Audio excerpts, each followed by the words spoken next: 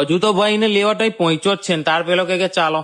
એટલે ભાઈ આજે હવાર હું થઈ ગયો તૈયાર ને આપણે જવાનું છે વંશભાઈ ને લેવા એટલે જો ફોર્ચ્યુનર તૈયાર કરી દીધી ને આપણે ગાડીમાં દરવાજો ખોલીને બેસી ગયા હતા ને આપણી સોસાયટીમાંથી આપણું ફોર્ચ્યુનર ને હંકારીને આપણે આવી ગયા સ્કૂલ વાળા રસ્તા પર કારણ કે ભાઈ અમારા ગામનો રસ્તો બને એટલે આપણે સ્કૂલના રસ્તા પરથી નીકળ્યા હતા ભાઈ ને વચ્ચે જો આપણી સ્કૂલ આવી હતી ને આપણને જૂની યાદ આવી ગઈ હતી ભાઈ પછી આપણે નર્મદા મૈયા બ્રિજ પર પહોંચીને સીટ બેલ્ટ મારવાનું ભૂલી ગયા હતા ભાઈ એટલે સીટ બેલ્ટ મારી દીધો હતો ત્યાંથી પછી નીકળીને આપણે આવ્યા હતા સીધા તાપી નદીના બ્રિજ પર ભાઈ તાપી નદી ક્રોસ કરતાની વારમાં જ આવી ગયું હતું સુરત ત્યાંથી આગળ નીકળ્યો ભાઈ ને છાસ વાળા ભાઈ મળી ગયા હતા એટલે જો આપણે મસ્ત મજાની છાસ લઈ લીધી હતી ને છાનો સબડકો મારીને જે મજા આવી હતી છાસ ની મજા લેતા લેતા ભાઈ હું તો પહોંચી ગયો સુરત સિટીમાં અને આવી ગયો સીધો પુના પાટિયા ત્યાંથી મારે લેવાનો હતો લેફ્ટર્ન એટલે લેફ્ટર્ન લઈને સીધો ફસાઈ ગયો ટ્રાફિકમાં કારણ કે આ સિગ્નલ પર તો ભાઈ ઉભું રહેવું પડે